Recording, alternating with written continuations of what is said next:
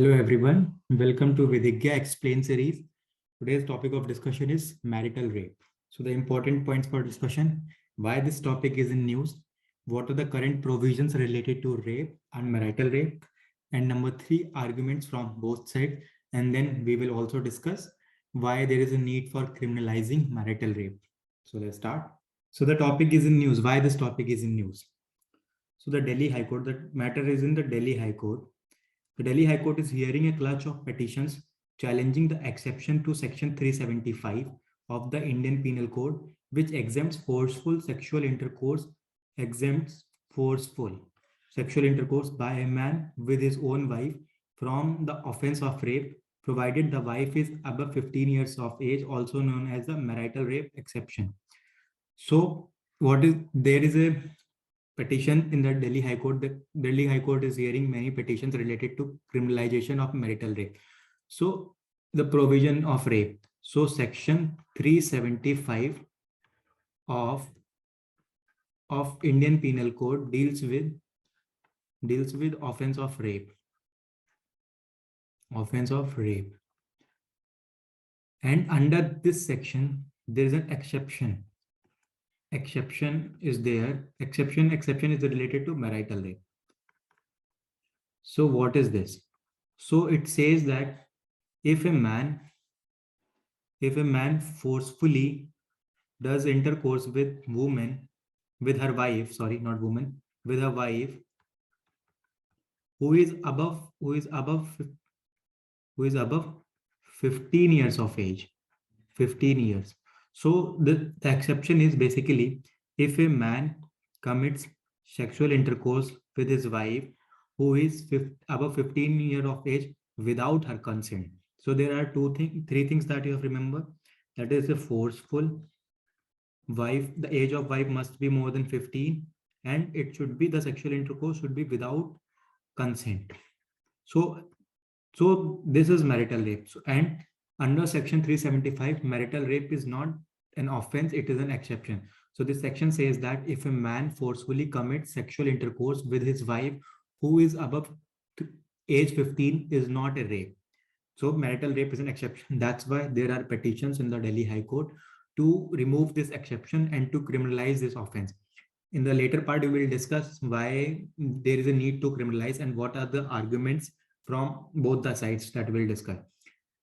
Now, the punishment of rape is provided under section 376. So section 375 deals with rape, and exception in there is exception in 375, which is marital rape exception. And then section 376 of IPC deals with punishment of rape. Also, this is important to remember. This is important to know that marital rape is an offense. It is an offense in majority of countries. Around 150 nations across the world have criminalized marital rape.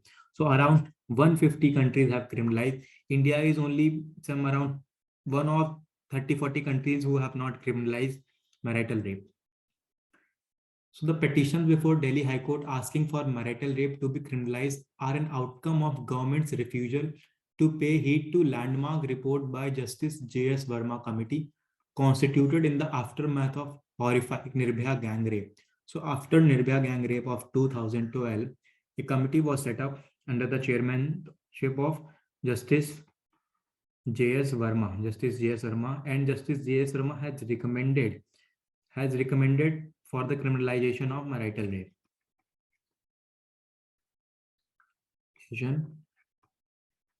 Of marital rape. So you have to remember this committee, Justice J.S. Verma committee. This can be asked directly in the exam that which committee recommended the criminalization of marital rape. However, the government did not pay heed to this committee. Until now, marital rape is not an offense. Now, the recommendation of Justice J.S. Verma committee, the exception for marital rape be removed. The committee said the exception of marital rape should be removed from section 375, and law must specify that a marital or other relationship between the perpetrator or victim is not a valid defense against the crimes of rape or sexual violation. So basically, it says that the exception of marital rape should be removed under section 375 of IPC. Now, arguments from the government side or those who are defending that Criminalizing marital rape will destabilize the institution of marriage because there might be certain cases, false cases, or like which is believed to be false, then there will be difficulty in the marriage. Therefore, it is believed that criminalization of marital rape will lead to destabilization of marriage. Tool for harassing husband. So this is also a fear. The fear of false cases. And number four, marriage as an institution is considered a very important social institution in the Indian society. Therefore, criminalizing such activity such as marital rape will threaten the existence of marriage as a concept, or will threaten will threaten its acceptance, and will threaten its acceptance, and will have many repercussions within the marriage as an institution on child and other related aspects of marriage. So in Indian society, marriage is a very important institution. So that's why it is a problem. Like it is considered by this side that it will be a problem to the marriage institution. So four arguments are there: destabilization, tool for harassing husband, false cases, marriage and institution is a very important institution. Now this is important, that arguments from petitioner's side, those who are favoring of criminalization of marital rape. This is important, that marital rape exceptions take away the autonomy of a married woman. So autonomy of married woman. So one thing you have to remember in marital rape, it is not in marital rape, the sexual intercourse is not between man and woman. It is between husband and wife. So this is something that you have to remember. So it's the point number one says that marital rape exceptions take away autonomy of married women. So how does this take away autonomy of married women?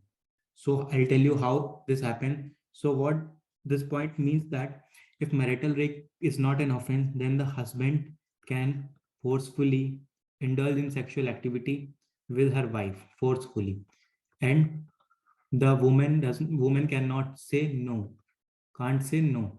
And even if she says no, even if she says no, this is not an offense. This is not an offense. So it automatically takes away the autonomy of woman to say no. Even if she says no, even and then also the activity can happen.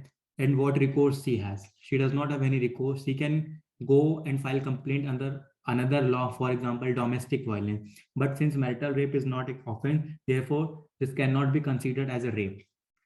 Woman as property. So marital rape exception means woman as property, because woman cannot say no. And even if she can say no, the man can forcefully have sex with her wife.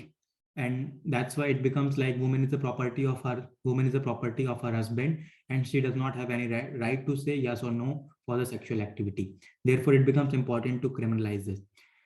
We already have legislations like Domestic Violence Act, Dowry Prohibition Act, etc. So when there are other legislation like Domestic Violence Act, Domestic Prohibition Act, under this also there was a fear that false cases will be there. And like there are such institutions which can also be fall under the line of these 2 points, that it will destabilize the marriage or institution of marriage. However, there is no such thing like destabilization of marriage. There are already laws which are similar to this offense, though it is not sexually but physically and mental harassment, related to physical and mental harassment. Therefore, saying that it will destabilize institution is not a correct point, because we already have legislation like Domestic Violence and Dowry Prohibition Act, which also can destabilize the marriage institution. But if one government can enact such legislation, then why not criminalize marital rape? Now, also the crime of adultery was struck down by Supreme Court in 2018 in Joseph Sheen versus Union of India. The crime of till 2018, adultery was considered as crime. However, the Supreme Court has decriminalized this section in 2018 in Joseph Sheen versus Union of India case. Therefore, it also becomes important that we need to criminalize this side of the party says that because of this 2018 judgment, it is also important that we need to criminalize marital rape. So we have seen the arguments from both the side. So this is the argument from the side which do not favor criminalization, and side which favor criminalization. We have seen all the points. Now we'll see reasons for criminalizing marital rape. Why is it important for criminalizing marital rape? Several studies highlight the prevalence of non-consensual sex. The prevalence of non-consensual sex with their wives and physically forcing their wives to sex. Therefore, it is important to criminalize so that the women have autonomy in their personal life as well. Exception to marital rapes gives men an equal privilege. Yes, we have discussed, because it takes away autonomy of women, and men can force, husband can force to have sex. Husband can force. So this is second point. Marital rape victims suffer from long-lasting psychological scar about their private life, about her dignity of what has happened with her. And this is important. Point number 4, exception under section 375 violates article 14, right to equality, article 15, prohibition of discrimination on the basis of race, caste, gender, sex, religion, and article 19 and article 21, right to life with personal liberty. So it is believed that exception under section 375 violates article 14, 15, 19, and 21 of Constitution of India. So exception under 375 violates article 14, 15, 19, and 21 of Constitution of India. Point number 5, the victim suffers physical abuse, and she also has to go under mental trauma for her dignity being violated. So these are the reasons were there, which shows that it is important to criminalize marital rape. However, there is one challenge, that there is always a fear of false cases harassing husband. So if we criminalize marital rape in such situation, it is important that government must strengthen laws related to perjury. Perjury means false evidence. So it is said, so it is important that if we criminalize marital rape, we also need to strengthen the laws related to perjury, so that the marital rape offense does not become a tool for the harassment, and so that there are no false cases related to marital rape. So this is all for this topic. Now let's G quiz. Question number 1. The exception of marital rape is provided under which section? Which section of IPC? The exception. Because marital rape is exception, so under which section? Your options are 375 of IPC, 376 of IPC, 300 of IPC, 302 of IPC. The correct option is 376. 375 is the correct option. The exception is provided in this. 376 deals with punishment for rape. Punishment. Next question. The punishment for rape is provided under which section of IPC? Punishment. Your options are 375, 5, 6, 300, 302. The correct option is 376. Question 3. Non-criminalization of marital rape is violation of which of the following? Article 14 of Indian Constitution, Article 20 of Indian Constitution, Section 375 of IPC, both A and B. Correct option is D. We have discussed it is a violation of Article 14, 15, 19, and 21. Which of the following can be described as marital rape? Options: forceful sexual intercourse by a man with his own wife, provided the wife is above 15 years of age. Option 2, sexual intercourse by a man with his own wife, provided the wife is above 15 years of age. Both A and B, none of the above. Correct option is A.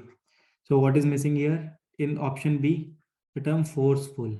Forceful is missing, because to make it a marital rape, it has to be without consent and forceful. So next question is, which of the following statement is correct? Marital rape is an offense in more than 100 countries. Marital rape is not an offense in more than 100 countries. Both A and B, none of the above. So your option is A. We have discussed that more than 150 or around 150 countries have already criminalized marital rape.